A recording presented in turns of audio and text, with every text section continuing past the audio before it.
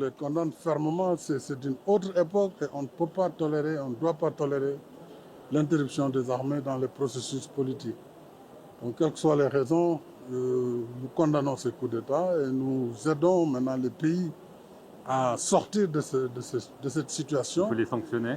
Les sanctions ont été l'arme ultime. Jamais la CEDEAO n'a essayé d'emblée de sanctionner le Mali, par exemple. La CEDEAO a accepté la proposition de la junte de 18 mois. Elle a accepté, elle a accompagné la transition. Même quand, lorsqu'il y a eu le deuxième coup d'État, la CEDEAO a dit qu'à cela ne tienne, accompagnons la junte. Il restait 8 mois. Mais lorsque le pouvoir en transition revient avec une proposition de 5 ans, on ne peut pas accepter cela. Soit maintenant, on dit c'est le fait accompli, on prend acte, on ne fait rien. Et cette opération, ces coups d'État vont se répéter dans quasiment tous les autres pays. Donc l'Afrique va arrêter son processus de développement. Cela n'est pas acceptable.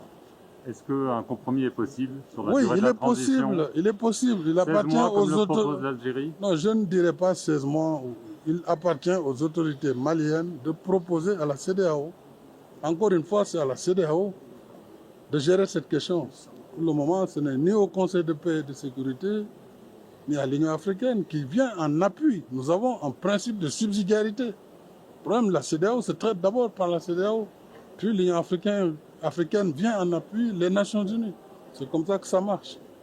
Mais nous attendons les propositions et nous serons heureux de pouvoir recevoir les propositions, travailler avec eux. Il n'y a pas de préjugés. Nous ne voulons pas de sanctions au Mali.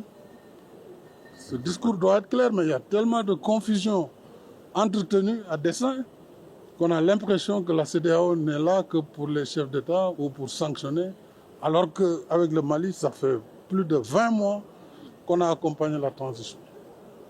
C'est pareil pour la Guinée, c'est pareil pour le Burkina. Vous avez vu, on n'a pas sanctionné le Burkina. Au Mali, c'était pareil.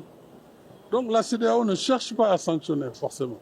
Mais lorsque les autorités militaires en question ne veulent pas faire progresser, on utilise les armes de l'organisation. Vous êtes plus optimiste sur le Burkina? Je ne veux pas faire de comparaison. Je sais qu'ils ont pris acte au moins des décisions du dernier sommet. C'est encourageant. Et comme nous leur avons dit, venez à la table de négociation, donnez-nous des choses sur lesquelles nous pouvons travailler.